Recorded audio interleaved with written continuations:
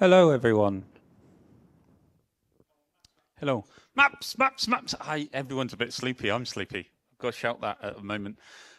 So maps, maps and DEI, diversity, equity and inclusion. A business buzzword, but Gala's going to explain a bit and say it's not just OSM, there's a bit more. And then we'll get to hear from the panel as well. Great, thank you.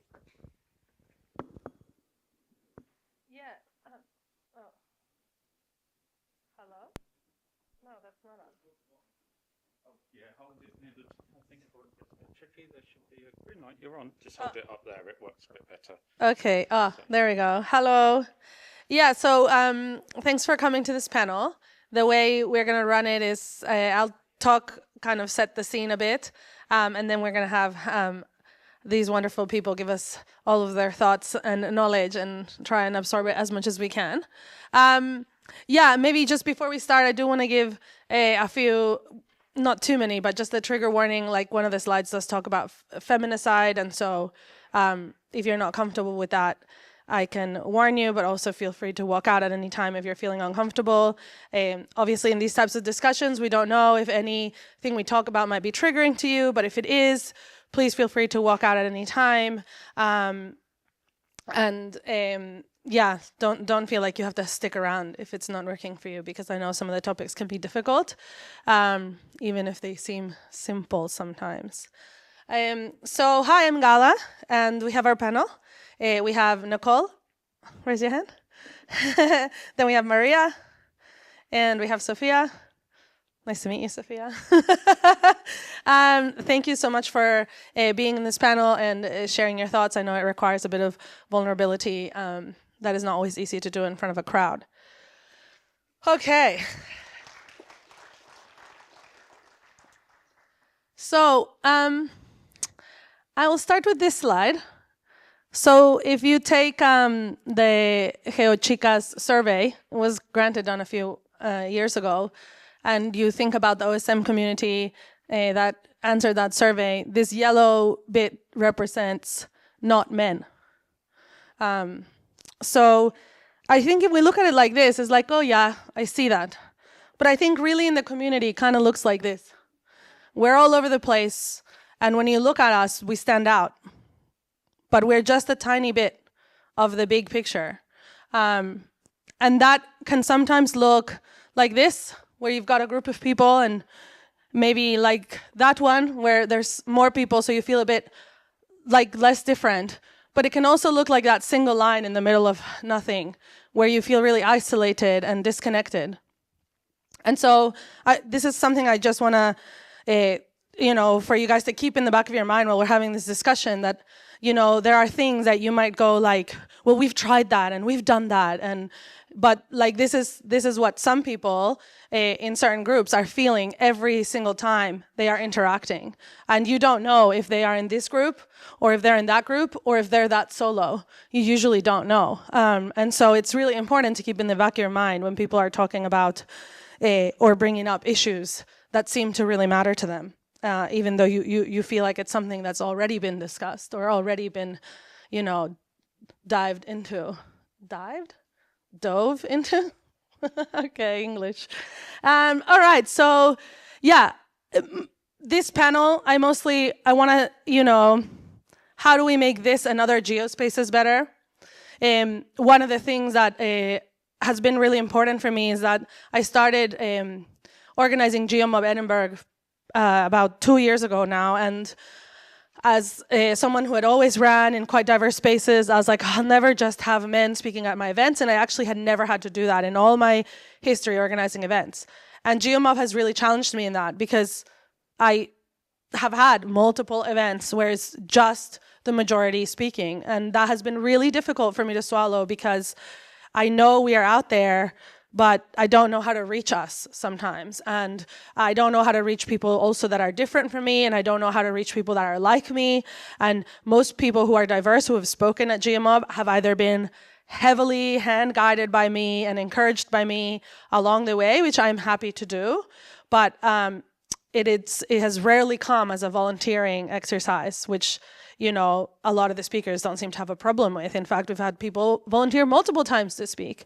And GeoMob Edinburgh is quite a stable community. You get like about 30 people are the ones that show up every single time. And so it's quite predictable. It's not like you just get completely random people. And it's ran quite calmly. And we've never had any incidents of issues. And so you would expect that that would be quite a comfortable space. And even then, we have issues to get people speaking who aren't the majority. And so that's kind of what started getting me and made me apply to organize this panel. But also this, I gave a talk at the AGI conference last year, and my talk was about toilets accessible from play parks.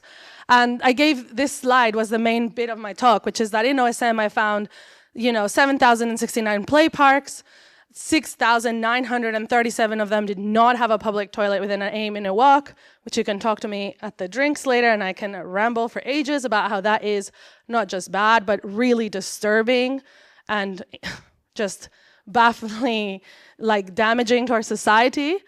And when I put this slide, and then the first question came from a person in the audience of the group of the majority asking me whether I had looked into play parks and had considered the fact that a lot of those play parks are probably in community housing, and therefore only people from community housing use it, and therefore they're very close to home, and so therefore this isn't true. And I sat there thinking, are we in the same world right now? Did you consider that your comment trying to undermine this analysis, even if half of those play parks didn't meet my definition and I threw them away, the statistic is still so bad, and yet you are concerned about whether I went and filtered play parks. I am concerned about the fact that I can only walk to a toilet from 132 of those, and that is not okay. And it just really turned me into this okay, some people are really just not getting it. And so from then, I've been really kind of on this mission to try and speak more about these topics, because this is my community too, and I don't want it to stay this way. And so I wanted to put some examples of maps here that I find challenge us and inspire us sometimes, even if they're difficult to swallow. There's so many of these, but these are ones that I have that kind of stick with me. The first one is this project being done out of Cambridge University called Public Map. And one of the things that they are trying to do is trying to get children to map their spaces and to tell us about how they feel and how they perceive and how they claim spaces. What does a space need to have for children to feel like that is their space and not someone else's? And one of the reasons I really appreciate and like this kind of creative cartographies is because children rarely get a say around how we are building and designing places, and yet these places are going to be there when they grow up, but also these are places that they occupy and that they should have a say on. And I think one of the reasons we don't include them is because maybe we just don't know how. And so making this attempt to me is a really good first step to say, hey, they should have a say. We're not exactly sure how they can have a say, and we're not exactly sure how we can map the things they tell us, but we're going to try, because that's where we start. We have to try. And they've done a really good job. Their whole pilot is happening in Wales, because Wales has created a document that kind of states the rights of the child, and that they want to kind of basically surface that within urban planning. And so this has, and other things, but this has, that's why Wales has been a really good testing ground for them. And I really like in here that they talk about memory, because that's one part of mapping that is not often kind of considered, which is about the memories people hold of those places, because memory is actually a really nice way to then kind of go ahead and understand how those places made people feel.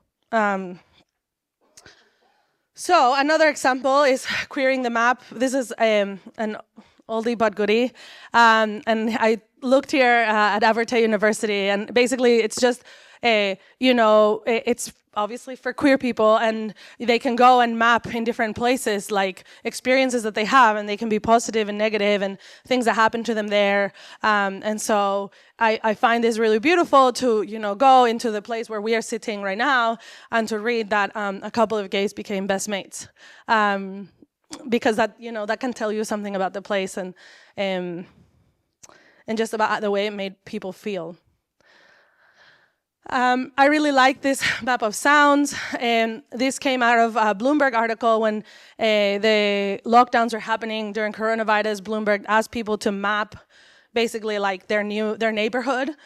If you actually go to that article, there are some really amazing, beautiful maps. Some of them mapped their bodies, some of them mapped their actual apartment and the things they did there. Some of them mapped their day, but this person mapped sounds in their neighborhood, and first I find it really beautiful the way it looks, like the symbols that they used and stuff, but I also as someone who often can kind of focus on sounds while I'm doing other things, this was definitely something that I've thought about before, and I quite liked it. And there's also this the Cities in Memory project. They also have a sound map which looks more like Queering the Map, but instead it has sounds. So I just put that there because it's related. And the other one that I've been following now for a while is this map about Mexico City, and what you're seeing here are all the feminicides that have happened in Mexico City over the years. I believe the dark kind of purple, it's hard to see on the screen, are 2025. I think the count is up to like 250 so far. And one of the reasons this map was so impactful is because there was a big group that fought for the police and stuff to start actually logging information about feminicide, because before that, you would have to browse through what happened in the crime in order to learn whether it was or it was not feminicide. And obviously that made it really hard to understand the problem, and so they were lobbying to kind of tell the government, this is a really huge problem and it's happening right here and it's happening all the time. Feminicide is a huge problem in the entire world, but in particular, there's been a lot of kind of noise about this in Central and South America, and where it's places where it cannot be tracked because there's no detail in the kind of crime data in order to be identified. And so once that happened, what these people did before, they were actually logging through like articles in the news and stuff, trying to identify feminicide, and then recently when that law changed and the data on crime started having this information, they were able to kind of map it more clearly and show the scale of the problem. And so, there's other maps like this across Latin America, but I guess one of the things that they did was think about something they wanted to map, couldn't map, and then had to change kind of things unrelated to maps in order to map it. And I think that's something often I don't think about, which is the fact that sometimes the best way to try and get something in the map is not necessarily talking about the map, but talking about other things in the context of that map that need to change in order to get things on a map. Yeah. Are there any questions, comments? Yeah.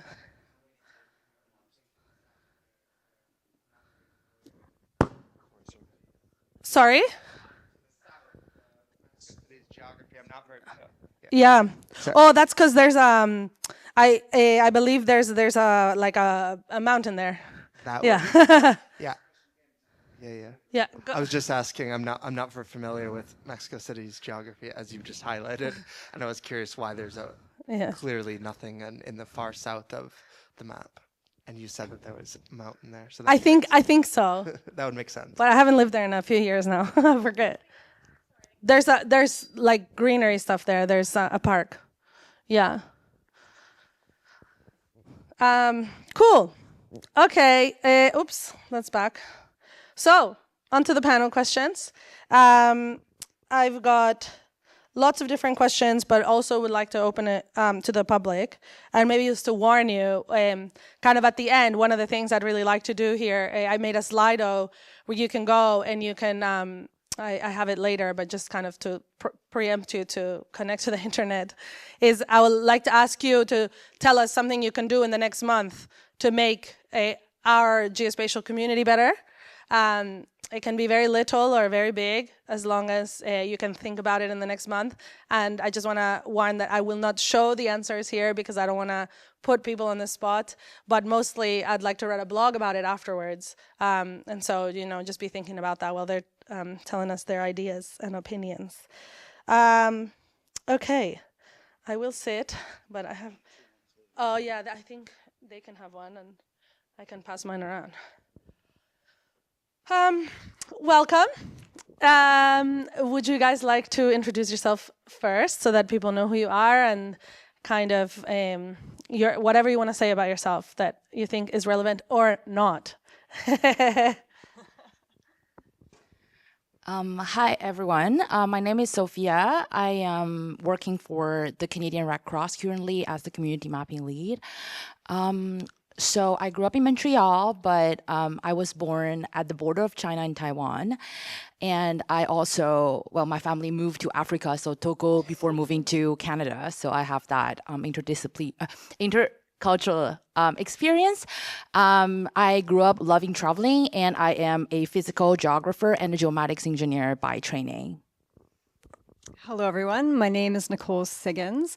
I'm currently on the governance team of MapSwipe, a humanitarian tool to help organizations get information into the map more quickly and efficiently.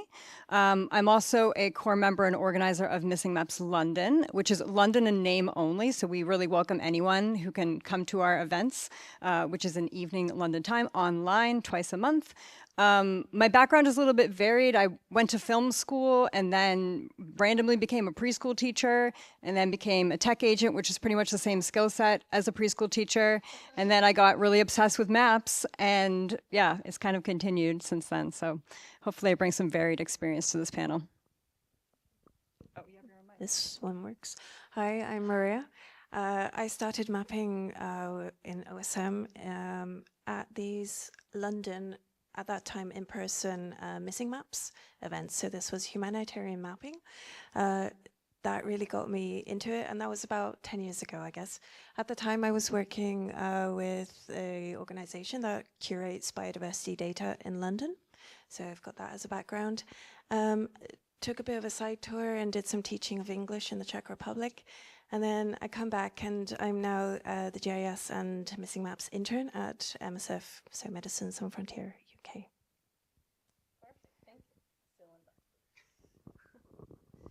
All right. So the first question, we'll start simple, or at least a little bit more calm. Imagine you could make any map with any information you wanted, no matter how unrealistic that sounds. Oops. What map would you make? And I've got Nicole. Sure. If I could make any map,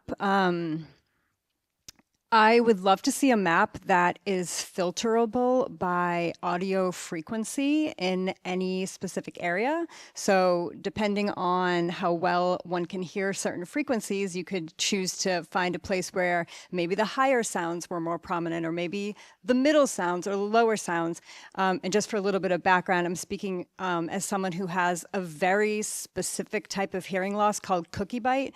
Maybe I just get a feel, does anyone here know what cookie bite hearing loss is? Okay, I thought so. So basically, out of the deaf and hearing loss community, we are 1% of that group. So we are very small. I've actually never met a person in real life that has this, but I have seen some people on Reddit posting. Basically, what it means that if you look at the audiogram, you can hear the high and low frequencies, but absolutely nothing in the middle. That's why it's called cookie bite, because it looks like you just took a bite out of the cookie. What that means in practicality is that you can hear birds, you can hear sirens, you can hear kind of rumbling, but all human speech and music is pretty much missing. So you need to put everything together, which makes for a very interesting experience of the world. I do wear hearing aids that correct some of it, but because it's so rare, there hasn't been a lot of research in correcting it. So I would love to see a map where I could filter for the middle frequencies so that maybe I could sometimes understand what's going on around me. Well, I like it. I'll follow it with a bit of a not so impactful map, but my idea is somewhere where I can just tell it all of my chores that I have to do, and then as I'm walking past places, it like tells me like, oh, you're passing by the bedroom, like, grab those socks that you wanted to put, in the laundry room, and then when I go by the laundry room, it goes, your socks, put them in, but also in the real world, like, hey, you forgot to buy socks, and there's a shop here that sells socks, like, go in and buy them now. And I feel like it would just make my life a little bit more productive rather than passing by the sock shop and going, oh, I should have bought socks when I passed by the sock shop and I forgot. Great. So the next question I've got, unless anyone else wanted, obviously step in at any time if you guys want to answer. Are there examples of information you would have seen in a map that you would have generally not considered to include, but found it interesting that it was included? And I will go to Maria. Yeah, I guess it's an interesting question, and we see a lot of maps of different things. Maybe one that I can immediately think of is Rebecca Solnit is an essayist and a writer, and she has also created these small little groups of atlases, which are for different locations. And so here's an atlas for San Francisco where she lives. Two maps. One was called Monarchs and Queens, and this was mapping areas of San Francisco that have butterfly habitat and queer spaces for queer public spaces, not necessarily the same space. So a very interesting juxtaposition. Another one from San Francisco, which again was a very interesting juxtaposition, was she called it Poison Palette, and with a subtitle of The Bay Area in Your Body. So it was mapping toxic mining sites, factories, but also farmers markets and farms. So putting the idea in a map of these two different areas that might not often be mapped together. I like that. That's really beautiful. I did a project once where we were talking about how to increase greenery in a city, kind of in spaces that are just wasted. And I learned about guerrilla gardens, and I found a map about that, and I found it so interesting that someone kind of would put that on the map, and because I was kind of thinking like, do they want people to come see it, or did they just want to visualize how many people are doing it? And the map didn't really have any context, but it really made me think about like, what was the purpose of it, or was it just fun, kind of walking around and putting those on a map. So I didn't know what guerrilla mapping, what a guerrilla, what did I call it? Gardening was before that. Yeah. Okay, so I'll go to the next question, which is mapping areas we've never been to is generally useful, some argue. I'll leave it to the panel to comment on that because a lot of them work in that kind of stuff, or do work in that stuff. But sometimes we like context and information around what we're mapping. What are your thoughts on this from your experiences in mapping other countries? All of you. So I actually want to answer this question in the sense that I don't really like to map anywhere that I don't have contextual knowledge about, because I do think it's really important that, we make sure that what we map is accurately the representation, I'm going to talk about representation after, of what the local community sees themselves. And I feel like I'm not there to represent what they see, so I usually don't do it. However, if I need it, I'm going to just go on a forum and ask, are there any local people to do that? Because I'd really love to visit your country and I'd like to learn about this and that. Can you help me make a map from your own experiences? And now we also have all kind of platforms, right, to talk to all these people from different countries, and it's a really good intercultural exchange space. So I think that's what I would do. Sorry, can you repeat the question? Mapping areas we've never been to is generally useful, And that's question mark on that, maybe. Question mark, yeah.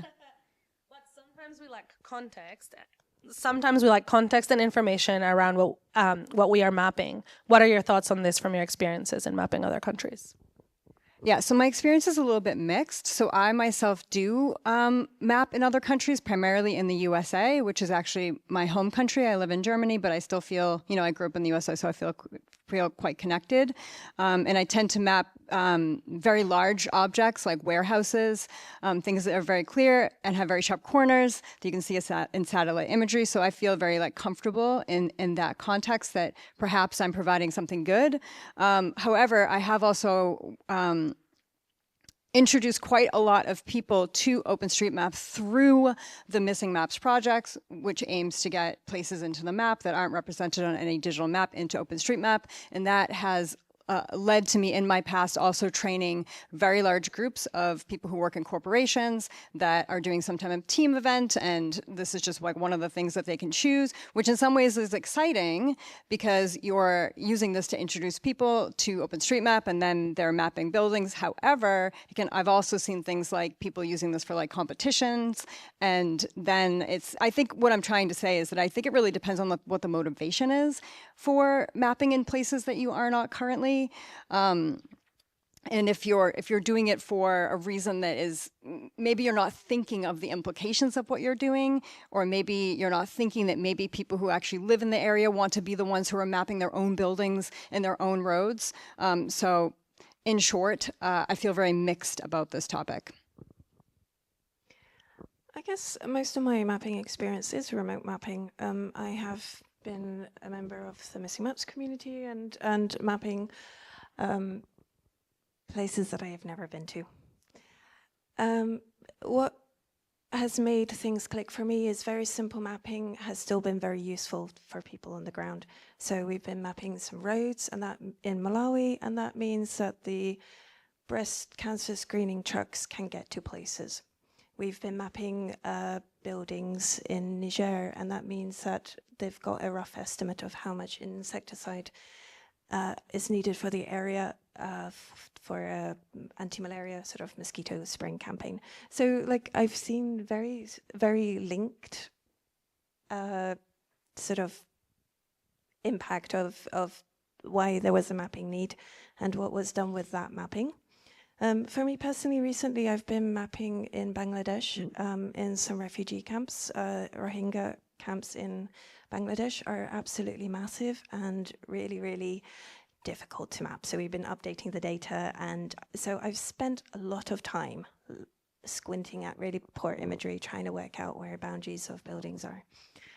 And because it's taken so long, that's an opportunity to really, for me anyway, to start thinking about who's living there, what is it like? And I went to an exhibition on empathy of in the Rohingya camps of palliative care and people's experience of palliative care in these Rohingya camps. And part of the main focus was obviously people's voices and hearing that, but there were also pictures of these buildings that I'd been mapping. And it was absolutely incredible to see from the side what I'd just been trying to interpret from the top. So for me, that was a really sort of real connection to a place, and even though I've never been to that particular camp. Yeah, I guess maybe something from what you guys are saying is to think about is there a boundary? Do we map up until here, or do we only map these attributes until here, and then these attributes get to be defined and mapped locally? At least definitely defined locally. And I think there's been a few talks in this conference about, for example, discrepancies, and this country does it this way and this country does it that way. And I think depending on who you're talking to, some people are all about consistency, which, in my circles, you'd be white people always trying to have consistency in their data. I would be almost wow, how cool is it that people get to define things differently, even though it's about the same thing. And so it really comes down to the way you kind of sometimes interpret what data is for and what consistency, the implications of consistency, which I think a lot of times when we think about Western countries is around, optimizing and having the fastest thing and the smart city. And, you know, for some of us, that's just not the top value. And I think maybe something I think about a lot is about a decade ago or something, when I was reading Shoshana Zuboff's Surveillance Capitalism. I don't know if you've come across that book. It's very large. But one of the things she talks about in there is around kind of how Google started mapping. And I actually she talks there about people got upset in Europe and they're like, don't map our area. We don't want you coming in here. And it had never occurred to me that there would be people that didn't want their place on the map. And it honestly makes me think a lot about what are things that people don't want on the map. And I used to live in Melbourne in Australia, and one of the examples that I got to see was talking to a colleague who was Indigenous, and he was telling me about how there was this tree that was really special to them, and then someone put it on a map, and then tourists started visiting it. And this tree meant something to the local community, the local Indigenous community, kind of from a religious perspective. And now tourists were coming to see it and taking photos, which is something that in some Indigenous groups in Australia is not something they necessarily embrace, especially photos of people who have passed away. And so to them, that was something that was kind of seen as really bad, and it really started making me think, like, well, who decided that should go on a map, and can we block it? Thinking about your example, like, you know, there's like the roads help and they have this purpose, right? And so, like, but where do we stop? And have you guys got any comments on that? Yeah, I was actually gonna answer this question through the answering of the following question. Oh, okay, I like it. So maybe you can just I can ask it. Yeah, okay. I guess the next question was, it has to be asked in this context, which is, are maps neutral and objective? I believe the keynote yesterday told us that, you know, maps were no longer objective or something like that. I have thoughts. But, you know, what are your thoughts? And either way, can you give any anecdotal examples? Thank you. So if you look at Western traditions, the first colonizers, so Christopher Columbus and all these men, they actually had a training in surveying, land surveying. So even from a disciplinary perspective, it's biased through a certain discipline, which is, you know, exploration, land surveying. So that was how, you know, modern maps started.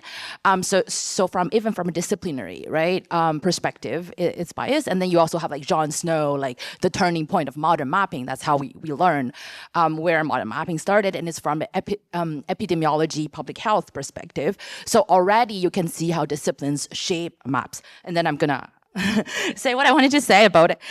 So when we talk about mapping, we're not just talking about lines on a map. We're talking about mental models.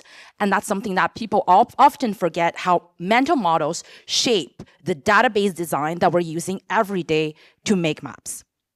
A map is always a choice about what counts, what gets left out, and whose knowledge defines the landscape.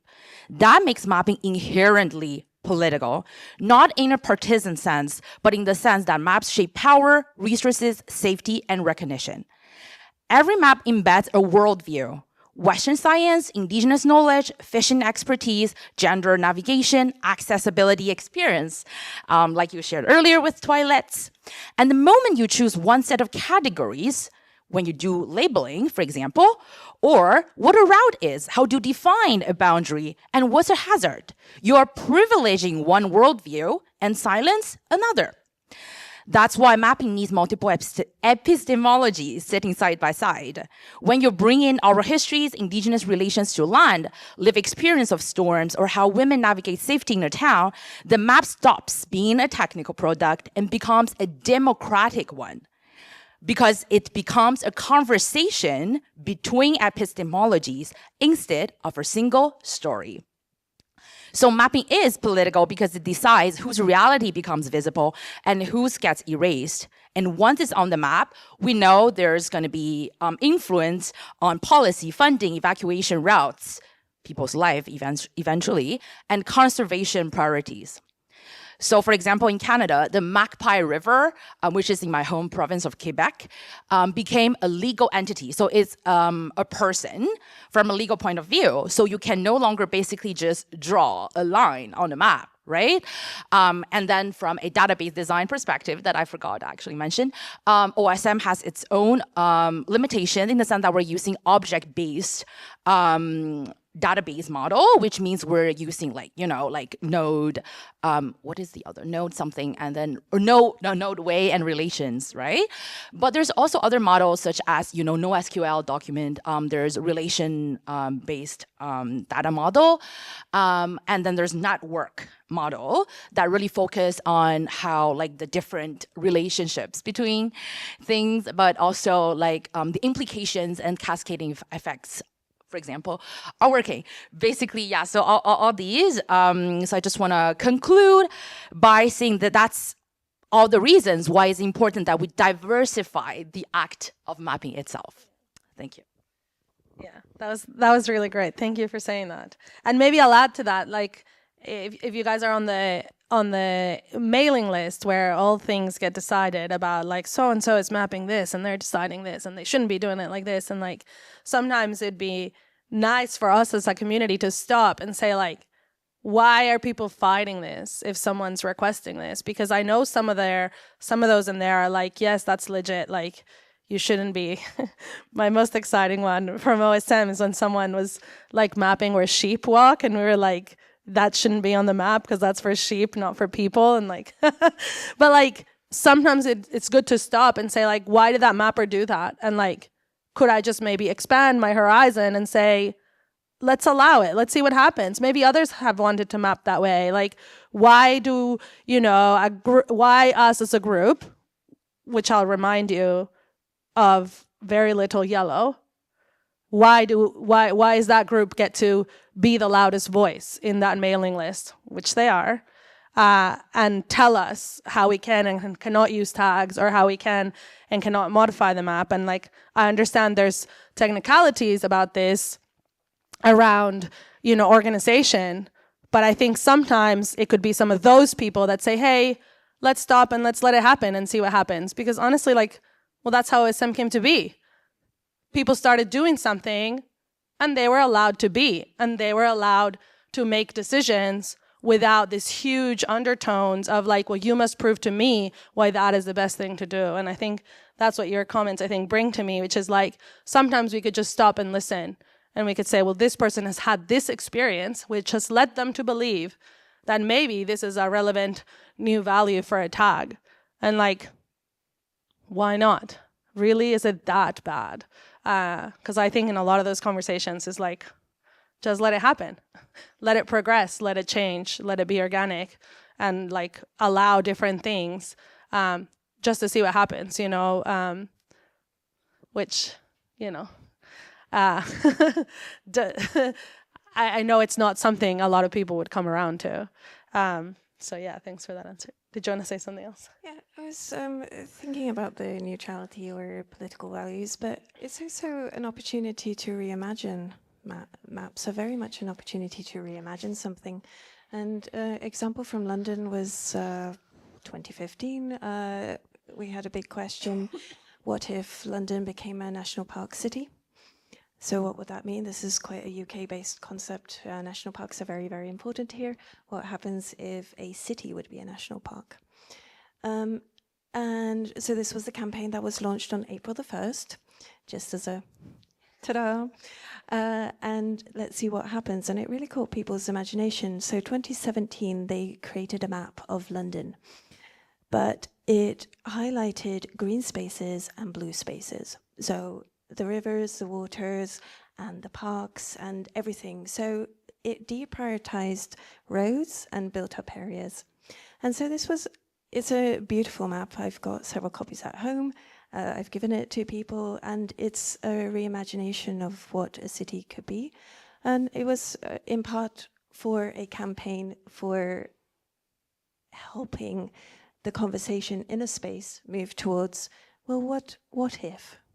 And actually the campaign was successful. So 2019, London became a national park city. I didn't know that. That's amazing. Okay. I could keep talking, but I'll go to the next question, which is, what makes you feel empowered in a community to do your best work? And I will go to Sophia.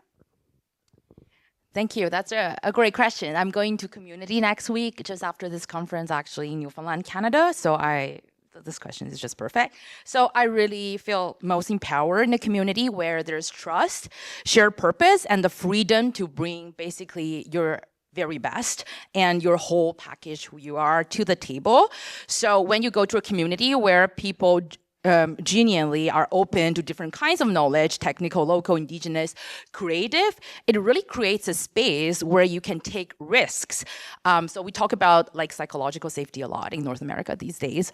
So then you're feeling psychologically safe to ask questions sometimes that are uncomfortable and to innovate. I do think that mapping itself is a very creative process. So the moment that everybody can feel themselves and they can really bring the best of their ideas to the table, and then we can have a better product. And then there's also how I think just having stories of people. So people, when they really like to use storytelling as a device and just to talk about really random stories, because I want to also talk a little bit about the new methodology we developed in the communities to capture oral histories. I think I'm gonna forget. So I'm just gonna look at the different steps. So what makes working community really interesting is really the ability to bring oral histories of different generations. So what we really enjoy is to kind of look at like elders who are like 80, 90 years old, and then we would have kids who are like 5 years old and have this range of, you know, different age groups and different jobs and different occupations, different basically interest groups talking to us. So we really like had a lot of oral history. So we started to think about how to integrate them in maps. So we realized that we really want to flip the narrative, because traditional mapping is like, okay, we do that technical mapping with, you know, objective or scientific data. And then storytelling would be complementary, which happens like after, like, look at this technical map and tell me your stories about it. But we want to flip it and be like, we want the stories to be foundational. And then we're trusting them 100%. All they say is true. And then we're gonna find technical evidence to support, complement, and enrich their storytelling. So this is actually called two-eyed seeing approach. So it's a Mi'kmaq, indigenous Mi'kmaq approach from Eastern Canada. So we really want to make sure that we're using community knowledge as the leading point of what we do. So after, you know, some structured narratives, stories, we really want to capture exact phrasing of how they describe places. So places are not just coordinates. So they can say, oh, like the place that's like about like northwestern of the river that looks like a crocodile. Okay, cool. So we're gonna, you know, do some research. So which river are they talking about? Maybe they're gonna bring us there. So there's this, you know, taking that story and then do that technical research afterwards to map it. And then afterwards we do color coding of interview data. So the idea is that we don't want to map only object, we want to map themes. So the idea of mapping object is that, you know, connected to the database design we're gonna do. So if we map relations or we map themes, then we can have different kinds of object interacting with each other within the map. And that's a completely different way, right, of seeing things. However, that's a lot of, you know, I would say humans who are thinking this way. I don't think that in your head, how you imagine space is like object 1 plus object 2, right? So you're more thinking about, for example, themes that could be isolation. So maybe just, if I tell you loneliness is a theme, can you map loneliness? I think yes, you can, but it's not gonna be only objects, right? So that's reorganizing and do thematic coding, color coding, in order to extract the most important things. So the most important things that come back very often from different person in that community. And then afterwards, we spend time mapping themes, geolocating stories, and we add all that, you know, oral history or soundscape, right? So we actually go there and make audio recordings of sounds and music, of seeing, and adding information such as humidity, right? Because humidity can also be a very interesting information, temperature, humidity, feelings to that location. So then we would have a database of a certain theme, and that would be a complete map of that community. And that's what empowers me to work in communities, is to be able to do these huge repository of collective memories with the community themselves. Thank you. Did either of you want to comment on that? Maria? I guess just a very quick one about JOSM. The only reason I got going with JOSM is I was sat next to people who were using JOSM, and I looked over their shoulder and I was like, oh, that's interesting. And then the next time I was like, oh, that's still interesting. Could you show me something? And then, oh, could you show me something else, or show me the same thing again because I forgot. So for me, actually, the empowering is being curious, like me being curious, but also other people being curious about me and what I want to do. That's kind of a really empowering thing for me. I'd like to, so when I'm thinking about what I want to do or what I want to bring, and now I do use JOSM a lot. So thank you guys for letting me look over your shoulder and showing me the buttons 5 times. For me, maybe one thing that I would say is that, like, there's a reason I feel really passionate about a lot of these topics. And one of the things that sometimes happens in communities like this one is that when I start talking about them, it's like, okay, like, but relax, like, calm down, you know, like, that's a bit too much, or like you've taken it too far, or to play devil's advocate. And I think that like one of the things that I think makes me feel safe is when I'm in a community where when I become really passionate or intense about a topic, they can stop and go like, well, there's a reason Gala is intense about that topic. And so it is my job as a listener, and maybe someone who doesn't feel so intense about this topic, to kind of take that and help her like diffuse it, because there's probably something there that's itching, that's why she's so, you know, intense about it. And I think it goes the same way. Like, a lot of us here can sit in conversations so intense about, you know, how we map cafes. And I'm sure, like, if you sat, you know, some of my friends in front of that, they'd be like, calm down, like, it's just a cafe mapping. But like, we wouldn't feel that way. And so clearly we all have the ability to do that. We all have the ability in this community for someone to be really intense about a topic and to sit through that conversation, even though we might not feel that intensely about it, absorb some of that intensity and understand they're frustrated because they're trying to get something to happen. But somehow when we talk about diversity, equity, and inclusion, that patience isn't there, and that kind of acceptance of those topics isn't there. And that is something that I find very difficult. And I find that in other communities where I do have that, I can do my best work. You know, and so I think that is something that I leave us just to think about, which is like, what are behaviors that we accept in some ways or from some people, but not from others? And I think that is something that can make communities very inclusive when we kind of remove that, you know, kind of decision making about which topics we're allowed to get really riled up about, but which ones we're not. Okay, last question for me, and then you guys can have questions. Have you got any ideas on how we can expand our community beyond our current demographics? So I have quite a few notes on this.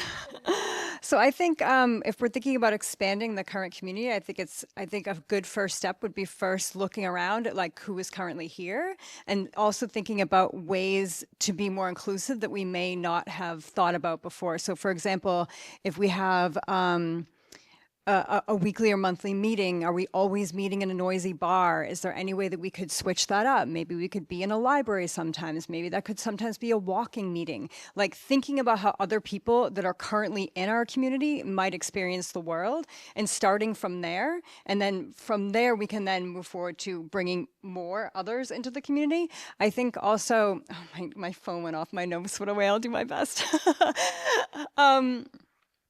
Oh no. I can come back to you. Yeah. Did you have something? Or yeah, go ahead. Yeah. Look for your notes. I would like to just invite curiosity. That has always been such a key foundational value in discovering new things and meeting people, and I think we have an amazing invitation to be curious because the world is pretty cool. Like everybody is making these really awesome apps, and I've already heard so much this past day and a half from different people are doing absolutely incredible stuff. But also part of that curiosity might be if you just have a vision that you would like young people, maybe think about the fact that everybody wants those young people as well. You're not the only people like, what is it? Why would you like those young people in your community? I live very close to Heathrow, and so I get a lot of endless consultations about Heathrow from the Heathrow company. And I'm always in two minds whether I should answer them. Should I answer them? Because then they can then say that they've consulted the community, but then they never do anything. So there's a little bit of that as well in terms of when we're looking at who else could be in our communities. I'll try again. Also, like if you do identify as a community organizer, to be really purposeful about being welcoming not only in your words but also in action. So if you spot somebody new on the fringes, making sure to welcome that person in. If you're having an online meeting and you have someone new, making sure that everyone in the meeting has a chance to speak, especially saving some extra space for new people so they can come in. Or if you're at a conference like this and maybe you see someone who is, for whatever reason, maybe having trouble getting into a conversation, maybe think about why that might be and try to bring them in, try to connect them to somebody else, I think can really make for a very welcoming space. And I think that word of mouth spreads fast. So if somebody comes to a conference and they feel like they were welcomed and accepted and they made a bunch of new friends, even if they're very shy or whatever is going on, I think that can really only lead to good things. So I'm just going to use one word, empathy. I think it's really important to meet where people are, coming from their perspective, asking basically, what do you need right now? What do you need right now, and what can OSM do for you? So start conversation with that question and then go from there. I like it. Sorry, I just realized that I ate up all the time, and so there's been no audience questions. Maybe I'll say a few things. One, especially because we have the social event later, my friend Mel talks about the Pac-Man rules. So when you're in a circle, make sure you always leave a space. And that way, if someone's trying to find a place in a conversation to join, there's always space within your circle. And so never close the circle. I think that's one way to get people kind of more involved in the things you're talking about. And this is a way to bring different people and kind of make them feel comfortable. I think another one is like, look at who you connect with and then try and connect with people that aren't like you and then bring them along because they might just need some encouragement or some support. So, and when I say that, I mean like when you are asked to speak at places, make space for others. Like, hey, I've spoken at 300 of these conferences, but my friend here would really love a spot to talk about probably the same stuff as me, but they haven't had 300 invitations to talk. Because one of the things we see in these types of communities is that it's the same people doing the same taking up the same space. And sometimes the best way to create kind of more diverse spaces is to actually, there just actually wasn't any space because there was people taking up too much space. And I know that is difficult sometimes because we've all got our opinions, but actually making space is a key part of it. So thank you so much for listening and for being part of this conversation. I leave you here with this question. I really want to write it up as a post state of the map thing. So please, and tell others, the Slido will be open until tomorrow. Actually, I think Monday. You can use this code. If you are listening to this talk later, maybe I leave it open for longer. I think it only lets me leave it open for a week, but I can reopen it. Mostly, I just want to hear, what are some things you can do to make this community better and get others involved. Thank you so much to the panel, too.